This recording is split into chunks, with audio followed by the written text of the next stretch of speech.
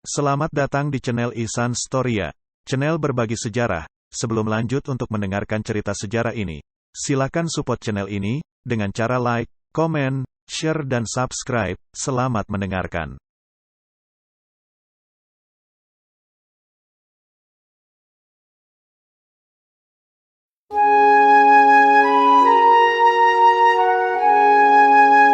Jamendo.com.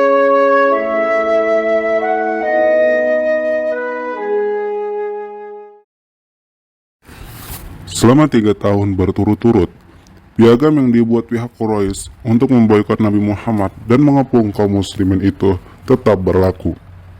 Dalam pada itu, Nabi Muhammad dan keluarga serta sahabat-sahabatnya sudah mengungsi ke celah-celah gunung di luar kota Mekah dengan mengalami berbagai macam penderitaan, sehingga untuk mendapatkan bahan makanan sekedar menahan rasa lapar pun tidak ada.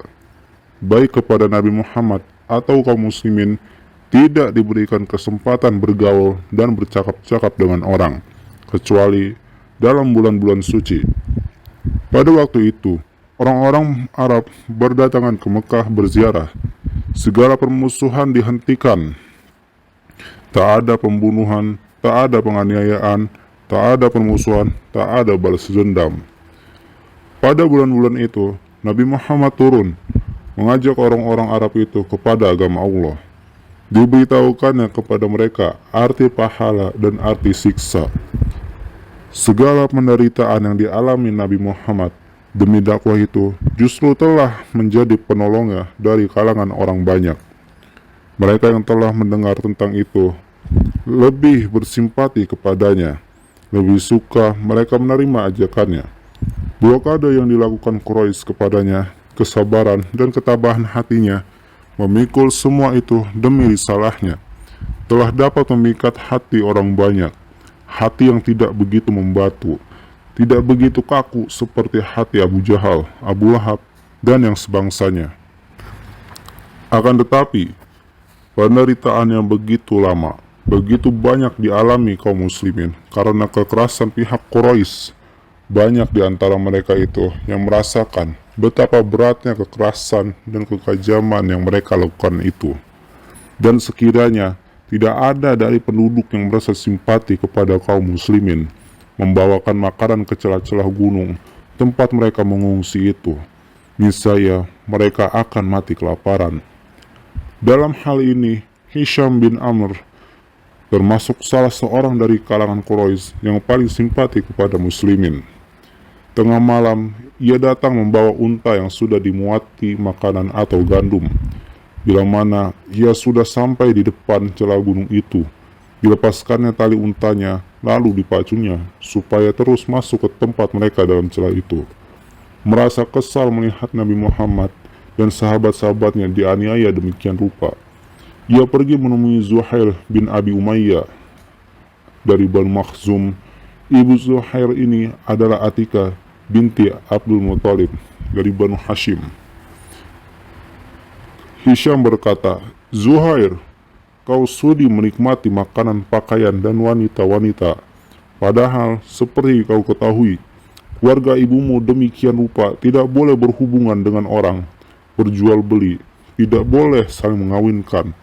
Aku bersumpah bahwa kalau mereka itu keluargaku dari pihak ibu, keluarga Abu al-Hakam bin Hisham, lalu aku diajak seperti mengajak kau, tentu akan kutolak."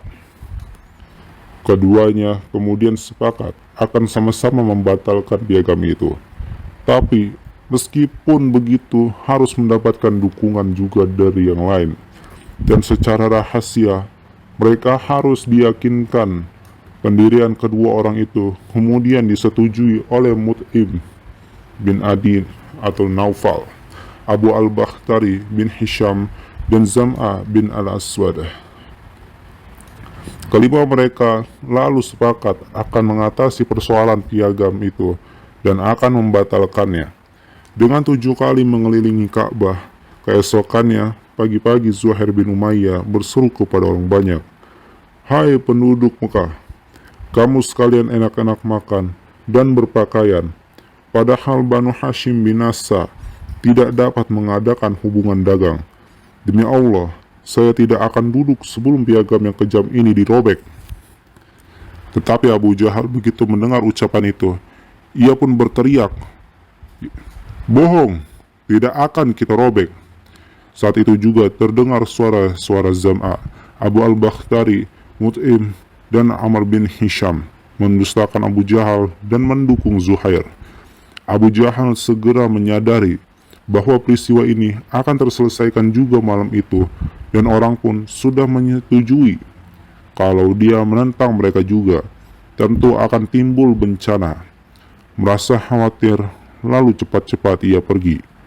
Waktu itu, ketika Mut'im bersiap akan merobek piagam tersebut, dilihatnya sudah mulai dimakan rayap, kecuali pada bagian pembukaannya yang berbunyi, "Atas namamu ya Allah." Dengan demikian, terdapat kesempatan pada Nabi Muhammad dan sahabat-sahabat pergi meninggalkan celah bukit yang curam itu dan kembali ke Mekah. Kesempatan berjual beli dengan Quraisy juga terbuka, sekalipun hubungan antara keduanya seperti dulu juga. Masing-masing siap siaga bila permusuhan itu kelak sewaktu-waktu memuncak lagi. Beberapa penulis biografi dalam hal ini berpendapat bahwa di antara mereka yang bertindak menghapuskan piagam itu terdapat orang-orang yang masih menyembah berhala.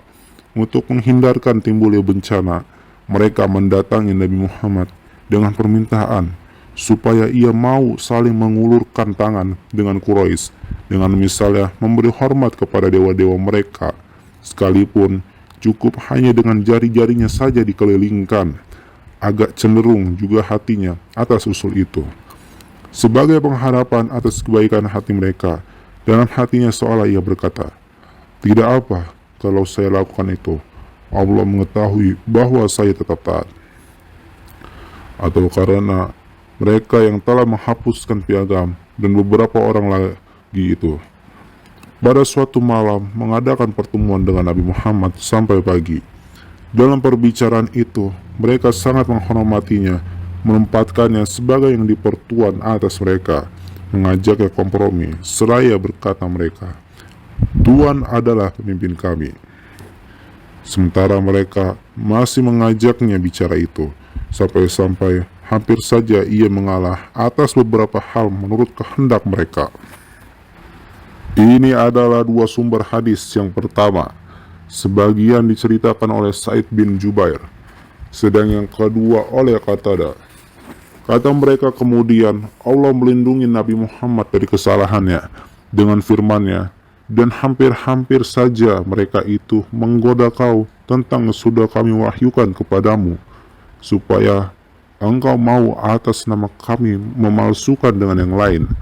Ketika itulah mereka mengambil engkau menjadi kawan mereka, dan kalaupun tidak kami tabahkan hatimu, niscaya engkau hampir cenderung juga kepada mereka barang sedikit. Dalam hal ini akan kami timpakan kepadamu hukuman berlipat ganda dalam hidup dan mati. Selanjutnya engkau tiada mempunyai penolong menghadapi kami. Ayat-ayat ini turun sehubungan dengan cerita bohong itu seperti yang sudah kita lihat. Sedang kedua ahli hadis ini menghubungkannya pada cerita pembatalan piagam. Sebaliknya, menurut hadis Atta lewat Ibnu Abbas, ayat-ayat ini turun sehubungan dengan delegasi Thaqif yang datang meminta kepada Nabi Muhammad supaya lembah mereka dianggap suci seperti pohon, burung, dan binatang di Mekah. Dalam hal ini, Nabi Isa alaihissalam masih maju mundur sebelum ayat-ayat tersebut turun.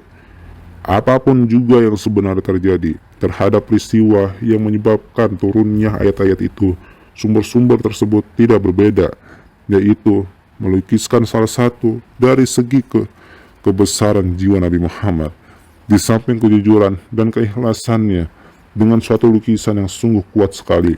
Segi ini yang juga dilukiskan oleh ayat-ayat yang sudah kita kutipkan dari surat Abasa, dan pula seluruh sejarah kehidupan Nabi Muhammad membuktikannya pula. Secara terus terang dikatakan bahwa dia adalah manusia biasa seperti yang lain, tapi yang telah mendapat wahyu Tuhan guna memberikan pembimbingan, dan bahwa dia sebagai manusia biasa tidak luput dari kesalahan kalau tidak karena mendapat perlindungan Tuhan.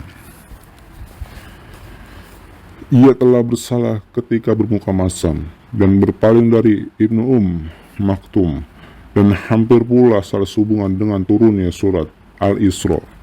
Juga hampir pula ia tergoda tentang apa yang telah diwahyukan kepadanya untuk dipalsukan dengan yang lain. Apabila wahyu turun kepadanya memberi peringatan atas perbuatannya terhadap orang buta itu dan terhadap godaan Quraisy yang hampir menjerumuskannya, maka kejujurannya dalam menyampaikan wahyu itu kepada orang sama pula seperti ketika menyampaikan amanat Tuhan itu. Tak ada sesuatu yang akan menghalanginya ia menyatakan apa yang sebenarnya tentang dirinya itu. Tak ada sikap sombong dan congkak, tidak ada rasa tinggi hati. Jadi kebenaranlah dan hanya kebenaran semata yang ada dalam risalahnya itu. Apabila dalam menanggung siksaan orang lain demi ide yang diyakininya, orang yang berjiwa besar masih sanggup memikulnya, maka pengakuan orang besar itu bahwa ia hampir-hampir tergoda tidaklah menjadi kebiasaan, sekalipun oleh orang-orang besar sendiri. Hal-hal semacam itu biasanya oleh mereka disembunyikan dan yang diperhitungkan hanya harga dirinya, meskipun dengan susah payah. Inilah kebesaran yang tak ada taranya, lebih besar dari orang besar. Itulah sebenarnya kebesaran jiwa yang dapat memperlihatkan kebenaran secara keseluruhan. Itulah yang juga lebih luhur dari segala kebesaran dan lebih besar dari segala yang besar, yakni sifat kenabian yang menyertai Rasul itu dengan segala keikhlasan dan kejujurannya meneruskan risalah kebenaran tertinggi. Sesudah piagam disobek, Nabi Muhammad dan pengikut-pengikutnya pun keluar dari lembah bukit-bukit itu. Seruannya dikumandangkan lagi kepada penduduk Mekah dan kepada kabilah-kabilah yang pada bulan-bulan suci itu datang berziarah ke Mekah. Meskipun ajakan Nabi Muhammad sudah tersiar kepada seluruh kabilah Arab, di samping banyaknya mereka yang sudah menjadi pengikutnya, tapi sahabat-sahabat itu tidak selamat dari siksaan Quraisy. Juga dia tidak dapat mencegahnya. Beberapa bulan kemudian, sesudah penghapusan piagam itu, secara tiba-tiba sekali dalam suatu tahun saja Nabi Muhammad mengalami duka cita yang sangat menekan perasaan, yakni kematian Abu Thalib dan Khadijah secara berturut-turut. Waktu itu Abu Thalib sudah berusia 80 tahun lebih. Setelah Quraisy mengetahui ia dalam keadaan sakit yang akan merupakan akhir hayatnya, mereka merasa khawatir apa yang akan terjadi nanti antara mereka dengan Nabi Muhammad dan sahabat-sahabatnya. Apalagi sesudah ada Hamzah dan Umar yang terkenal garang dan keras. Karena itu pemuka-pemuka Quraisy segera mendatangi Abu Thalib untuk kemudian mengatakan, "Abu Thalib, seperti kau ketahui, kau adalah dari keluarga kami juga. Keadaan sekarang seperti kau ketahui sendiri, sangat mencemaskan kami. Engkau juga sudah mengetahui keadaan kami dengan keponakanmu itu. Panggillah dia, kami akan saling memberi dan saling menerima. Dia angkat tangan dari kami pun akan demikian. Biarlah kami dengan agama kami, dan dia dengan agamanya sendiri pula." Nabi Muhammad datang tatkala mereka masih berada di tempat pamannya itu. Setelah diketahuinya maksud kedatangan mereka, ia pun berkata, "Sepatah kata saja saya minta, yang akan membuat mereka merajai semua orang Arab dan bukan Arab." "Ya, demi bapakmu," jawab Abu Jahal, 10 kata sekalipun silakan," kata Nabi Muhammad. "Katakan, tak ada Tuhan selain Allah, dan tinggalkan segala penyembahan yang selain Allah." "Muhammad, maksudmu supaya Tuhan-Tuhan itu dijadikan satu Tuhan saja," kata mereka. Kemudian mereka berkata satu sama lain, "Orang ini tidak akan memberikan apa-apa seperti yang kamu kehendaki. Pergilah kalian." Ketika Abu Thalib meninggal, hubungan Nabi Muhammad dengan pihak Quraisy lebih buruk lagi dari yang sudah-sudah. Dan sudah Abu Thalib disusul pula dengan kematian Khadijah. Khadijah yang menjadi sandaran Nabi Muhammad.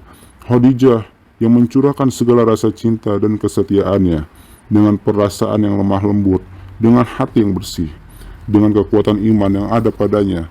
Khadijah yang dulu menghiburnya bila ia mendapat kesedihan, mendapat tekanan, dan yang menghilangkan rasa takut dalam hatinya. Ia adalah bidadari yang penuh kasih sayang. Pada kedua mata dan bibir Nabi Muhammad melihat arti yang penuh percaya kepadanya, sehingga ia sendiri pun tambah percaya kepada dirinya. Abu Thalib pun meninggal, orang yang menjadi pelindung dan perisai terhadap segala tindakan musuh. Pengaruh apakah yang begitu sedih, begitu menusuk jiwa Nabi Muhammad Sallallahu Alaihi Wasallam? Yang pasti, dua peristiwa itu akan meninggalkan luka parah dalam jiwa. Orang akan menusukkan racun putus asa ke dalam hatinya. Ia akan dikuasai perasaan sedih dan duka, dan akan diurung kepilauan, dan akan membuatnya menjadi lemah. Tak dapat berpikir lain di luar dua peristiwa yang sangat mengharukan itu. Sesudah kehilangan dua orang yang selalu membelanya itu, Nabi Muhammad melihat Quraisy makin keras mengganggunya. Yang paling ringan diantaranya ialah ketika seorang pandir Quraisy mencegatnya di tengah jalan, lalu menyiramnya ke atas kepalanya. Tahukah orang apa yang dilakukan Nabi Muhammad? Ia pulang ke rumah dengan tanah yang masih di atas kepala. Fatimah putrinya lalu datang mencucikan tanah yang di kepala itu. Ia membersihkannya sambil menangis. Tak ada yang lebih pilu rasanya dalam hati seorang ayah daripada mendengar tangis anaknya, lebih-lebih anak perempuan.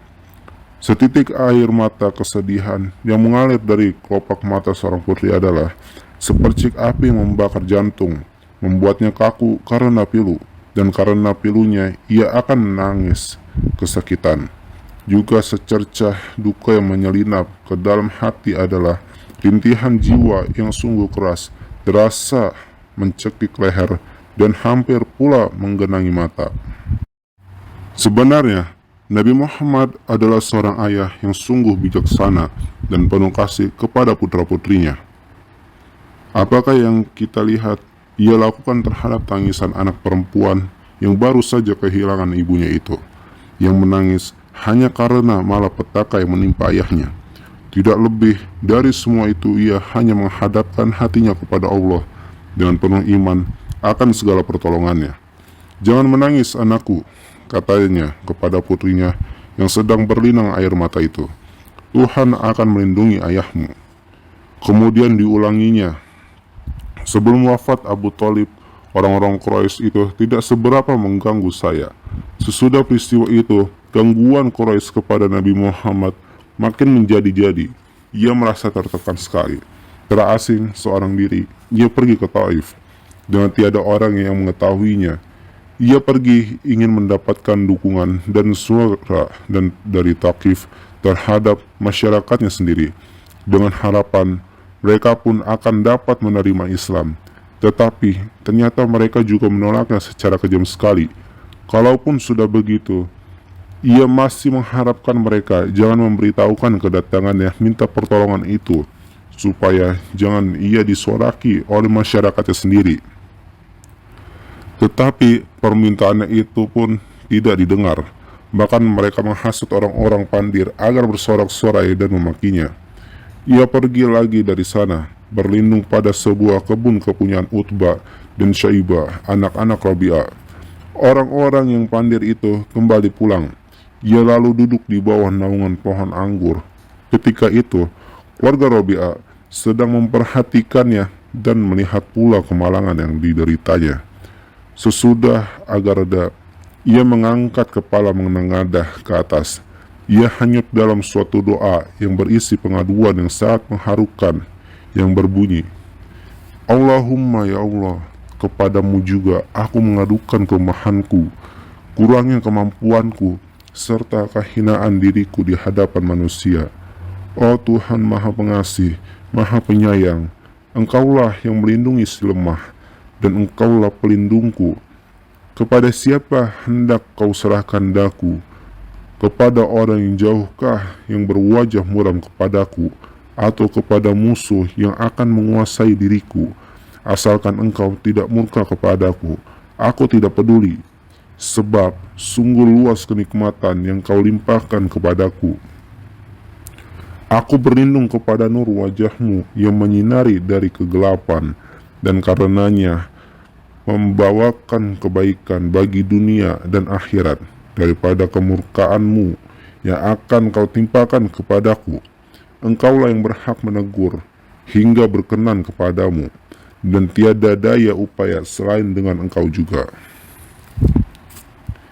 Dalam memperhatikan keadaan itu, hati kedua orang anak Rabi'ah itu merasa tersentak. Mereka merasa iba dan kasihan melihat nasib buruk yang dialaminya itu. Budak mereka, seorang beragama Nasrani bernama Addas, diutus kepadanya membawakan buah anggur dari kebun itu. Sambil meletakkan tangan di atas buah-buahan itu, Nabi Muhammad berkata, "Bismillah," lalu buah itu dimakannya. Addas memandangnya keheranan. Kata-kata ini tak pernah diucapkan oleh penduduk negeri ini, kata Addas. Lalu Nabi Muhammad menanyakan negeri asal dan agama orang itu. Setelah diketahui bahwa orang tersebut beragama Nasrani dari Nineveh, katanya, "Dari negeri orang-orang baik-baik, Yunus anak Matta." "Dari mana Tuan kenal nama Yunus anak Matta?" tanya Addas. "Dia saudaraku, dia seorang nabi, dan aku juga nabi," jawab Nabi Muhammad.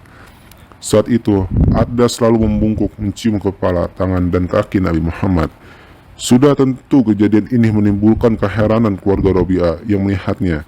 Sungguh pun begitu, mereka tidak sampai akan meninggalkan kepercayaan mereka, dan tatkala Addas sudah kembali, mereka berkata, "Addas, jangan sampai orang itu memalingkan kau dari agamamu, yang masih lebih baik daripada agamanya."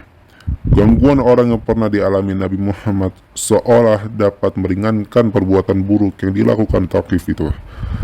Meskipun mereka tetap kaku, tidak mau mengikutinya. Keadaan itu sudah diketahui pula oleh Quraisy, sehingga gangguan mereka kepada Nabi Muhammad makin menjadi-jadi.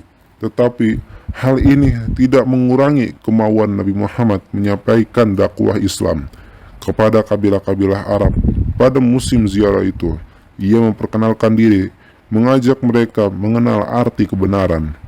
Diberitahukannya kepada mereka bahwa ia adalah nabi yang diutus dan dimintainya mereka mempercayainya. Namun sungguh pun begitu, Abu Lahab pamannya tidak membiarkannya. Bahkan dibuntutinya kemana ia pergi. Diasutnya orang supaya jangan mau mendengarkan.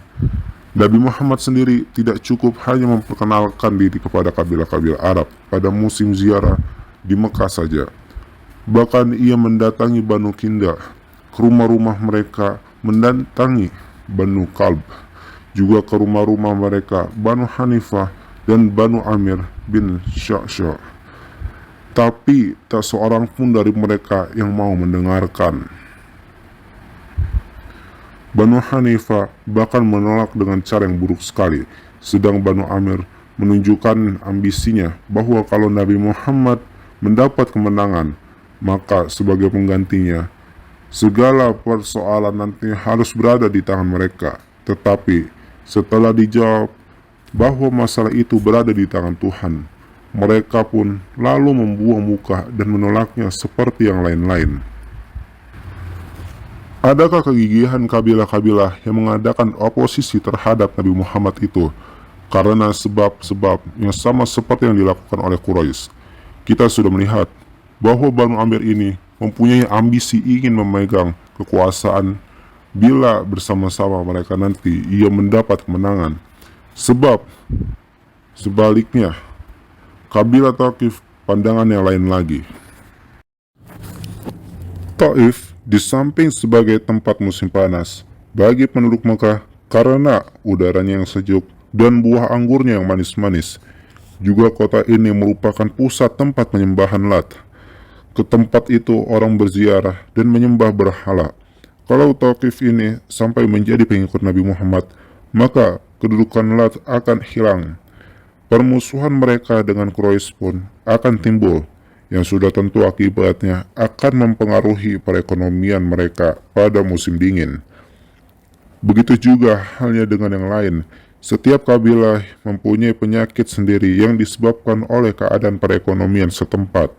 Dalam menentang Islam itu, pengaruh ini lebih besar terhadap mereka daripada pengaruh kepercayaan mereka dan kepercayaan nenek moyang mereka, termasuk penyembahan berhala-berhala. Makin besar oposisi yang dilakukan kabilah-kabilah itu, Nabi Muhammad makin mau menyendiri, makin gigih. Pihak Quraisy melakukan gangguan kepada sahabat-sahabatnya, makin pula ia merasakan pedihnya. Masa berkabung terhadap Khadijah itu pun sudah pula berlalu. Terpikir olehnya akan beristri, kalau istrinya itu kelak akan dapat juga menghiburnya, dapat mengobati luka dalam hatinya, seperti dilakukan Khadijah dulu. Tetapi dalam hal ini, ia melihat pertaliannya dengan orang-orang Islam yang mula-mula itu harus makin dekat dan perlu dipererat lagi. Itu sebabnya ia segera melamar putri Abu Bakar, Aisyah. Oleh karena waktu itu ia masih gadis kecil yang baru berusia 7 tahun, maka yang sudah dilangsungkan baru akad nikah. Sedang perkawinan berlangsung 2 tahun kemudian ketika usianya mencapai 9 tahun. Sementara itu, ia kawin pula dengan Sauda, seorang janda yang suaminya pernah ikut mengungsi ke Abisinia dan kemudian meninggal setelah kembali ke Mekah. Saya rasa pembaca pun akan dapat menangkap arti kedua ikatan ini. Arti pertalian perkawinan dan semenda yang dilakukan oleh Nabi Muhammad itu nanti akan lebih jelas. Pada masa itulah Isra dan Mi'raj terjadi.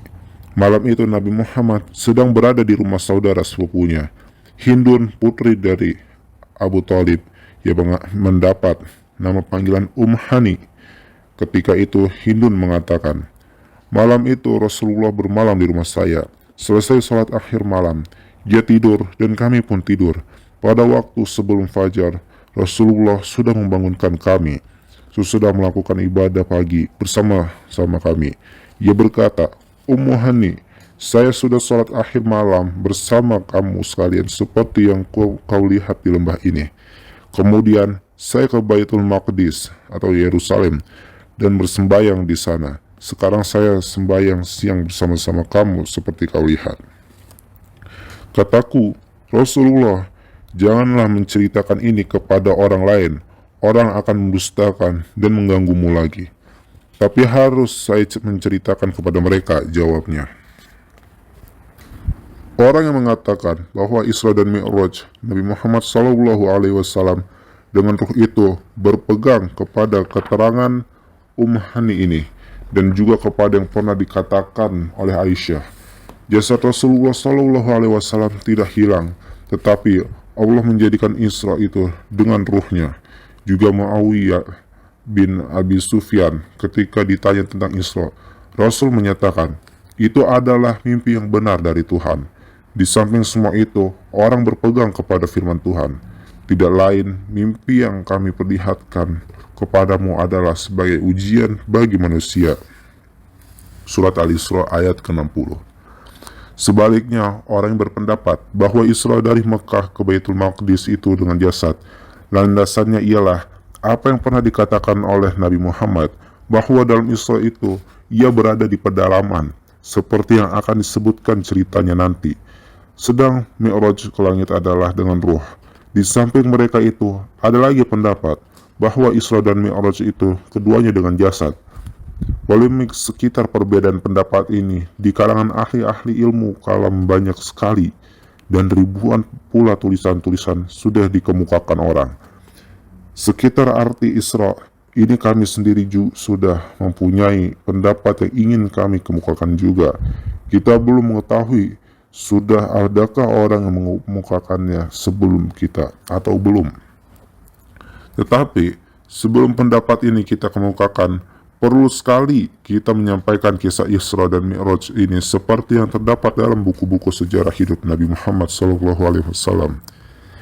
Dengan indah sekali Dirham melukiskan kisah ini yang disarikannya dari berbagai buku sejarah hidup Nabi yang terjemahannya sebagai berikut.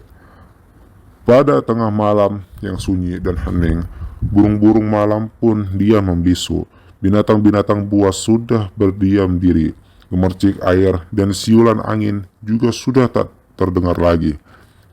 Ketika itu, Muhammad terbangun oleh suara yang memanggilnya.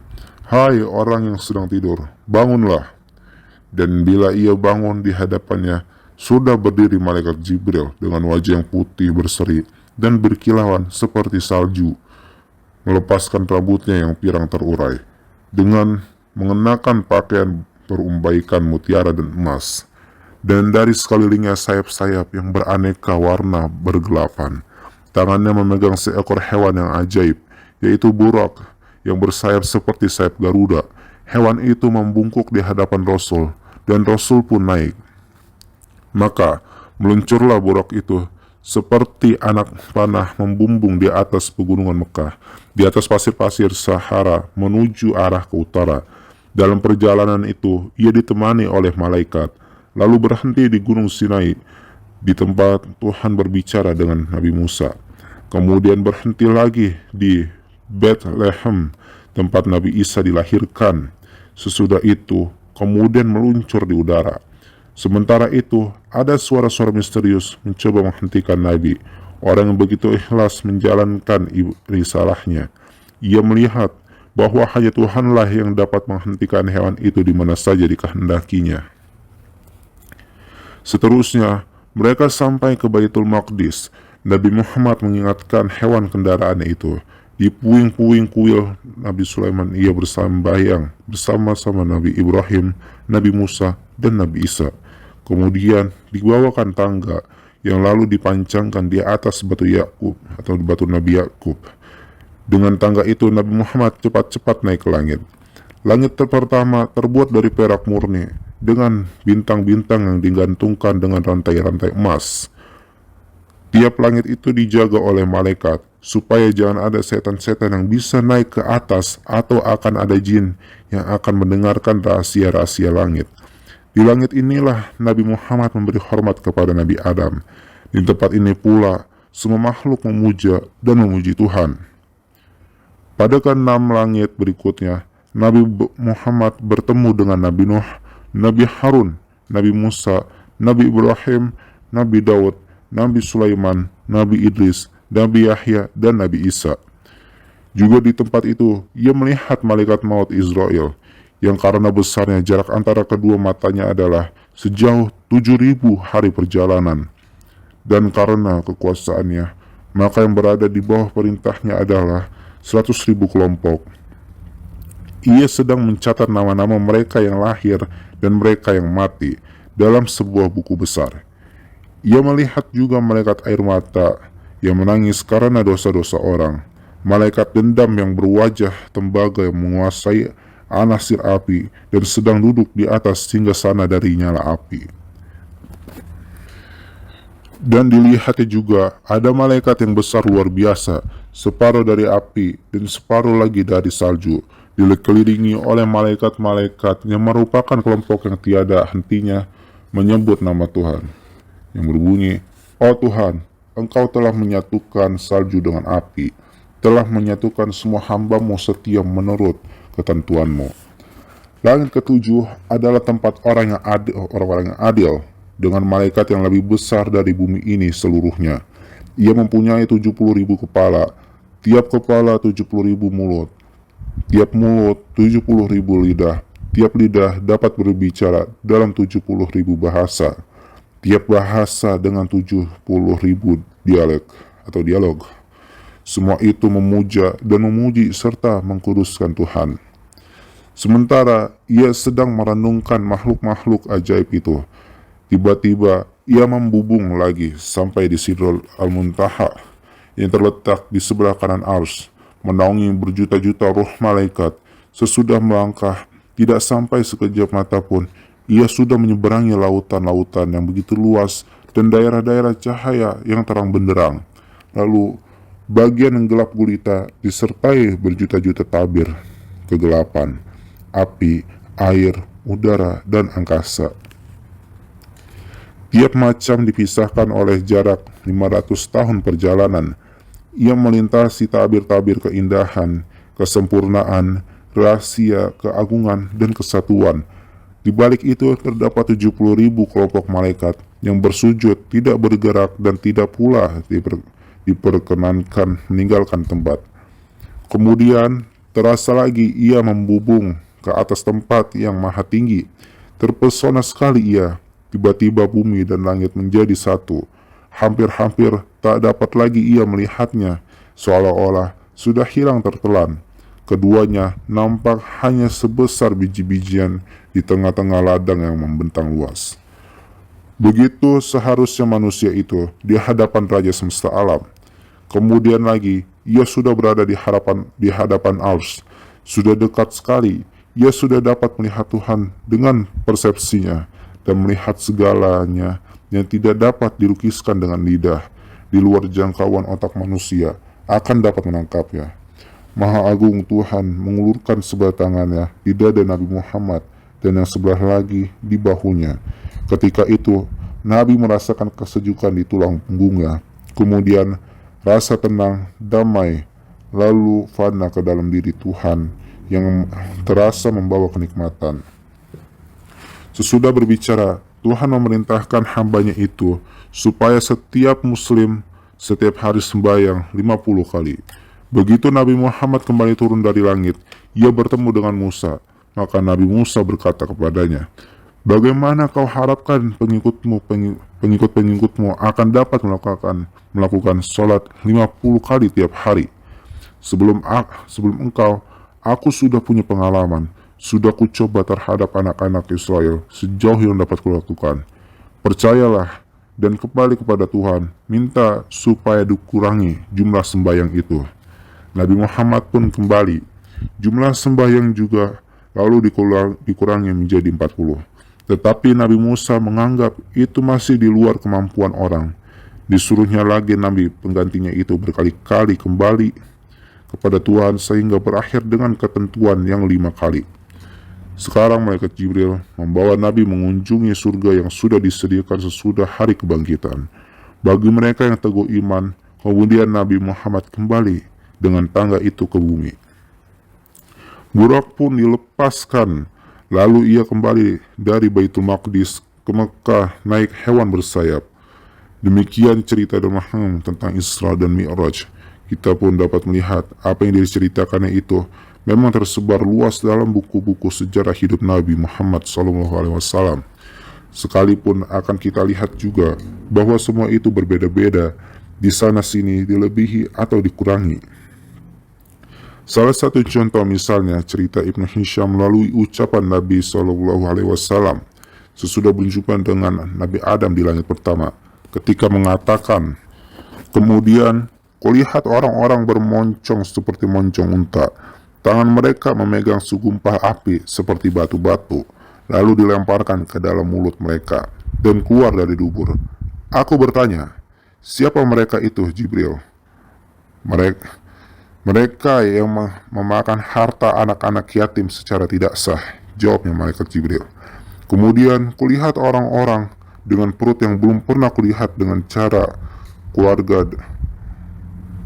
Fir'aun menyeberangi mereka seperti unta yang kena penyakit dalam kepalanya ketika dibawa ke dalam api. Mereka diinjak-injak, tak dapat beranjak dari tempat mereka. Aku bertanya, siapa mereka itu, Jibril? Mereka itu tukang-tukang riba, jawabnya. Kemudian kulihat orang-orang, di hadapan mereka ada daging yang gemuk dan baik. Di samping ada daging yang buruk dan busuk. Mereka makan daging yang buruk dan busuk itu dan meninggalkan yang gemuk dan baik. Aku bertanya, siapakah mereka itu, Jibril? Mereka orang-orang yang meninggalkan wanita yang dihalalkan Tuhan dan mencari wanita yang diharamkan, jawabnya.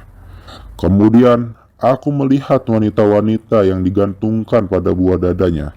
Lalu aku bertanya, siapa mereka itu, Jibril? Mereka itu wanita yang memasukkan laki-laki lain bukan dari keluarga mereka. Kemudian aku dibawa ke surga. Di sana aku lihat seseorang budak perempuan, bibirnya merah. Kutanya dia, kepunyaan siapa engkau? Aku tertarik sekali waktu kulihat. Aku kepunyaan Zaid bin Harith, jawabnya. Maka Rasulullah SAW lalu memberi selamat kepada Zaid bin Harith. Selain dari buku Ibnu Hisham ini, dalam buku-buku sejarah hidup Nabi yang lain, dan dalam buku-buku tafsir orang akan melihat bermacam-macam hal lagi di samping itu. Sudah menjadi hak setiap penulis sejarah bila akan bertanya-tanya sampai di mana benar ketelitian dan penyelidikan yang mereka adakan dalam hal ini semua. Mana yang boleh dijadikan pegangan sampai kepada Nabi sesuai dengan pegangan yang sahih atau otentik, dan mana pula yang hanya berupa sebuah hayalan orang-orang tasawuf dan sebangsanya. Kalau di sini tidak cukup ruangan untuk mengadakan ketentuan atau penyelidikan dalam bidang tersebut, dan kalau bukan pula di sini tempatnya untuk menyatakan apakah Isra dan Mi'raj itu keduanya dengan jasad, ataukah Mi'raj dengan roh dan Isra dengan jasad, ataukah Isra dan Mi'raj itu semuanya dengan roh, maka sudah tentu bahwa tiap pendapat itu akan ada dasarnya pada ahli-ahli ilmu kalam dan tak ada salahnya kalau atas pendapat-pendapat itu orang menyatakan pendiriannya sendiri yang akan berbeda pula satu dari yang lain. Jadi, barang siapa yang mau menyatakan pendapatnya bahwa Isra dan Mi'raj itu keduanya dengan ruh, maka dasarnya adalah seperti yang kita kemukakan tadi, dan sudah berulang-ulang pula disebutkan dalam Quran dan diucapkan Rasul. Sungguh aku ini manusia seperti kamu juga, hanya saja aku diberi wahyu, tetapi Tuhanmu adalah Tuhan yang Esa. Dan bahwa satu-satunya mukjizat Nabi Muhammad ialah Quran, dan bahwasannya Allah tidak akan mengampuni dosa orang yang mempersekutukannya, tetapi Dia mengampuni segala dosa selain dosa syirik itu, siapa saja yang dikehendakinya. Orang berpendapat demikian ini, ia akan bertanya, apa sebenarnya arti Isra dan Mi'raj itu? Di sinilah letak pendapat yang ingin kita kemukakan. Kita belum mengetahui sudah adakah orang mengemukakan hal ini sebelum kita atau belum. Isra dan Mi'raj ini dalam hidup kerohanian Nabi Muhammad mempunyai arti yang tinggi dan agung sekali, suatu arti yang lebih besar dari yang biasa mereka lukiskan itu, yang kadang tidak sedikit dikacau dan dirusak oleh imajinasi ahli-ahli ilmu kalam yang subur itu. Jiwa yang sungguh kuat itu tatkala terjadi Isra dan Mi'raj telah dipersatukan oleh kesatuan wujud ini yang sudah sampai pada puncak kesempurnaannya. Pada saat itu tak ada sesuatu tabir ruang dan waktu atau sesuatu yang dapat menghalangi intelek dan jiwa Nabi Muhammad, yang akan memperkuat penilaian kita tentang hidup ini menjadi nisbi, terbatas oleh kekuatan-kekuatan kita yang sensasional yang dapat diarahkan menurut akal pikiran. Pada saat itu, semua batas jadi hanya di depan hati nurani Nabi Muhammad. Seluruh alam semesta ini sudah bersatu ke dalam jiwanya, yang lalu disadarinya sejak dari awal yang azali sampai pada akhir yang abadi.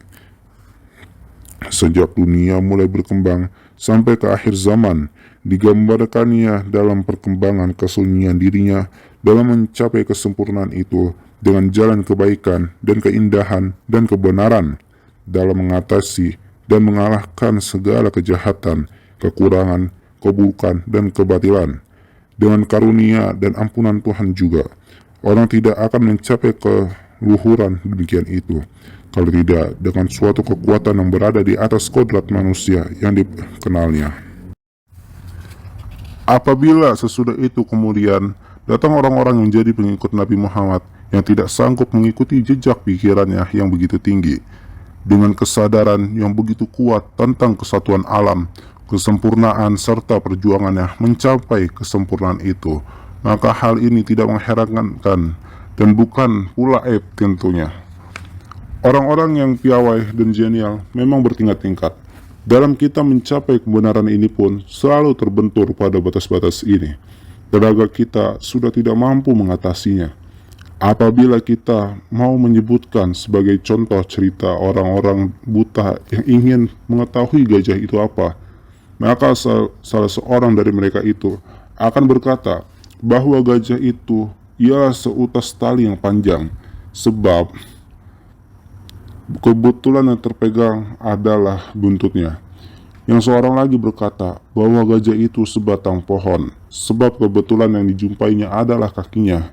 Yang ketiga berkata bahwa gajah itu runcing seperti anak panah, sebab kebetulan yang dijumpainya adalah taringnya. Yang keempat berkata bahwa gajah itu bulat panjang dan bengkok, banyak bergerak-gerak, sebab kebetulan yang dipegangnya adalah belalainya. Contoh ini sebenarnya masih sejalan dengan gambaran yang terbayang ketika orang yang tidak buta itu melihat gajah untuk pertama kalinya. Boleh juga kiranya kita mengambil perbandingan antara persepsi atau kesadaran Nabi Muhammad menangkap esensi kesatuan alam ini serta penggambarannya ke dalam Isra dan Mi'raj yang berhubungan dengan waktu pertama sejak sebelum Nabi Adam sampai pada akhir hari kebangkitan, dan yang akan menghilangkan pula kesudahan ruang ini ketika ia melihat dengan mata batin dari Sidrul Al-Muntaha ke alam semesta ini yang ada sekarang di hadapannya, dan sudah seperti kabut atau kesadaran kebanyakan orang yang dapat menangkap arti Isra Mi'raj itu. Tatkala itu ia berhadapan dengan bagian-bagian yang tidak termasuk kesatuan alam, sedang hidupnya hanya seperti partikel-partikel tubuh, bahkan seperti partikel-partikel yang melekat pada tubuh itu dengan susunannya yang tidak terpengaruh karenanya. Dari mana pula partikel-partikel daripada hidup tubuh itu? Dari denyutan jantungnya, pancaran jiwanya, pikirannya yang penuh dengan energi yang tak kenal batas. Sebab dari wujud hidup itulah ia berhubungan dengan segala kehidupan alam ini. Isra dengan ruh dalam pengertiannya adalah seperti Isra dan Mi'raj, juga yang semuanya dengan ruh. Ini adalah begitu luhur, begitu indah dan agung. Ia merupakan suatu gambaran yang kuat sekali dalam arti kesatuan rohani, sejak dari awal yang azali sampai pada akhir yang abadi. Ini adalah suatu pendakian ke atas Gunung Sinai, tatkala Tuhan berbicara dengan Nabi Musa, dan ke Bethlehem, tempat Nabi Isa dilahirkan. Pertemuan rohani demikian ini sudah mengandung selawat bagi Nabi Muhammad, Nabi Isa, Nabi Musa, dan Nabi Ibrahim.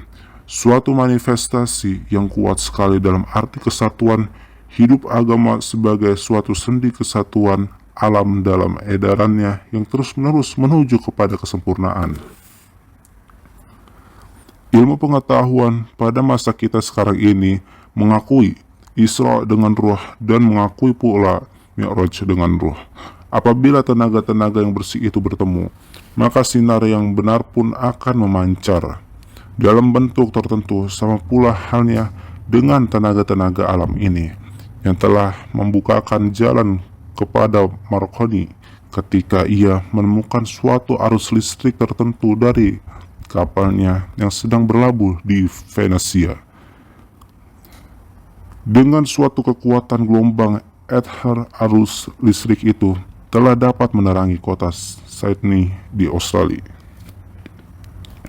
Ilmu pengetahuan zaman kita sekarang ini membenarkan pula teori telepati serta pengetahuan lain yang bersangkutan dengan itu. Demikian juga transmisi suara di atas gelombang ether dengan radio, telefotografi atau fasilisme transmisi, dan teleprinter lainnya. Suatu hal yang tadinya masih dianggap suatu pekerjaan hayal belaka. Tenaga-tenaga yang masih tersimpan dalam alam semesta ini setiap hari masih selalu memperlihatkan yang baru kepada alam kita. Apabila jiwa sudah mencapai kekuatan dan kemampuan yang begitu tinggi seperti yang sudah dicapai jiwa Nabi Muhammad itu, lalu Allah memperjalankan dia pada suatu malam dari Masjidil Haram ke Masjidil Aqsa yang di sekelilingnya sudah diberi berkah guna memperlihatkan tanda-tanda kebesarannya. Diberi berkah guna memperlihatkan tanda-tanda kebesarannya. Maka itu pun oleh ilmu pengetahuan dapat pula dibenarkan. Arti semua ini adalah pengertian-pengertian yang begitu kuat dan luhur, begitu indah dan agung, dan telah pula membayangkan kesatuan rohani dan kesatuan alam semesta ini begitu jelas dan tegas dalam jiwa Nabi Muhammad. Orang akan dapat memahami arti semua ini apabila ia dapat berusaha menempatkan diri lebih tinggi dari bayangan hidup yang singkat ini. Ia berusaha mencapai esensi kebenaran tertinggi itu guna memahami kedudukannya yang sebenarnya dan kedudukan alam ini seluruhnya. Orang-orang Arab penduduk Mekah tidak dapat memahami semua pengertian ini. Itulah pula sebabnya tatkala soal Isra itu oleh Nabi Muhammad disampaikan kepada mereka, mereka pun lalu menanggapinya dari bentuk materi, mungkin atau tidaknya Isra itu. Apa yang dikatakannya itu kemudian menimbulkan kesangsian juga pada beberapa orang pengikutnya, pada orang-orang yang tadinya sudah percaya. Mereka banyak yang mengatakan, masalah ini sudah jelas, perjalanan kafilah yang terus menerus pun antara Mekah Syam memakan waktu sebulan pergi dan sebulan pulang. Mana boleh jadi Muhammad hanya 1 malam saja pergi pulang ke Mekah. Tidak sedikit mereka yang sudah Islam itu kemudian berbalik murtad. Mereka yang masih menyaksikan hal ini lalu mendatangi Abu Bakar, dan keterangan yang diberikan Nabi Muhammad itu dijadikan bahan pembicaraan. Kalian berdusta, kata Abu Bakar. Sungguh, kata mereka, dia di masjid sedang bicara dengan orang banyak. Dan kalaupun itu yang dikatakannya, kata Abu Bakar lagi, tentu dia bicara yang sebenarnya. Dia mengatakan kepadaku bahwa ada berita dari Tuhan, dari langit ke bumi, pada waktu malam atau siang. Aku percaya. Ini lebih lagi dari yang kamu herankan. Abu Bakar lalu mendatangi Nabi dan mendengarkan ia melukiskan Baitul Maqdis. Abu Bakar sudah pernah berkunjung ke kota itu. Selesai Nabi melukiskan keadaan masjidnya, Abu Bakar berkata, Rasulullah, saya percaya. Sejak itu Nabi Muhammad memanggil Abu Bakar dengan As-Siddiq, yang artinya yang sangat jujur. Alasan mereka berpendapat bahwa Isra itu dengan jasad ialah karena ketika Quraisy mendengar tentang kejadian Suraqa, mereka menanyakannya, dan mereka yang sudah beriman juga menanyakan tentang peristiwa yang luar biasa itu. Mereka memang belum pernah mendengar hal semacam itu. Lalu diceritakannya tentang keadaan kafilah yang pernah dilaluinya di tengah jalan. Ketika ada seekor unta dari kafilah tersesat, dialah yang menunjukkan pernah ia minum dari sebuah kafilah lain, dan sesudah minum lalu ditutupnya bejana itu. Pihak Quraisy menanyakan hal tersebut. Kedua kafilah itu pun membenarkan apa yang telah diceritakan Nabi Muhammad itu. Saya kira kalau dalam hal ini orang bertanya kepada mereka yang berpendapat tentang Isra dengan ruh itu, tentu mereka tidak akan merasa heran sesudah ternyata ilmu masa kita sekarang ini dapat mengetahui mungkinnya hipnotisme menceritakan hal-hal yang terjadi di tempat-tempat yang jauh, apalagi dengan ruh yang dapat menghimpun kehidupan rohani dalam seluruh alam ini. Dengan tenaga yang diberikan Tuhan kepadanya, ia dapat mengadakan komunikasi dengan rahasia hidup ini dari awal alam azali sampai pada akhirnya yang abadi. Begitulah kisah dari pembatalan piagam sampai kepada Isra Mi'raj.